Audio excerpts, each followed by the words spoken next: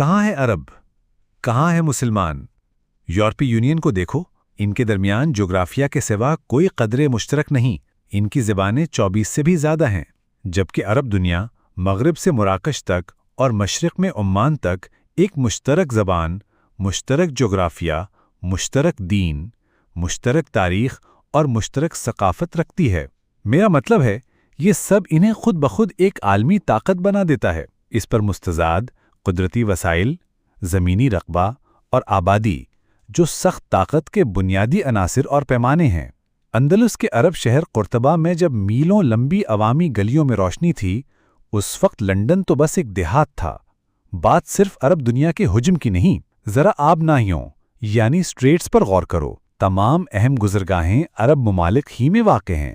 آبنائے جبل طارق یعنی جبل طارق، نہر سوئز، باب المندب اور آبنائے ہرمز جو ایران اور عمان کے درمیان ہیں۔ یورپی نوآبادیاتی طاقتوں نے مدتوں پہلے سمجھ لیا تھا کہ عرب ممالک کتنے طاقتور ہو سکتے ہیں، اسی لیے انہوں نے اسرائیل کو عین وسط میں پیوست کیا تاکہ انتشار بپایا جائے، ان عرب بادشاہتوں کو اپنی طرف ملایا جائے اور انہیں اسرائیل کے ساتھ تعلقات معمول پر لانے پر آمادہ کیا جائے۔ مشرق وسطی کی یہ سرحدیں 1916 سے پہلے موجود ہی نہیں تھیں۔ یہ تو وہی یورپی طاقتیں جن کی پشت پر آج اسرائیل کھڑا ہے، انہوں نے کھینچی۔ یہ تھا مشرق وسطی پہلے، اور یہ ہے سائکس پیکو کے بعد، جب فرانسیسیوں اور برطانویوں نے اسے بگاڑ دیا۔ یہ تفریق کر کے حکمرانی کی حکمت عملی دراصل عرب دنیا کو ٹکڑوں میں بانٹنے، عدم استحکام پیدا کرنے اور وسائل اور آبی راستوں پر قابو پانے کے لیے تھی۔ یہ طاقتیں ہمیشہ فرقہ وارانہ کارڈ کھیلتی ہیں۔ انہیں سنی کو شیعہ کے مقابل کھڑا کرنا بہت پسند ہے۔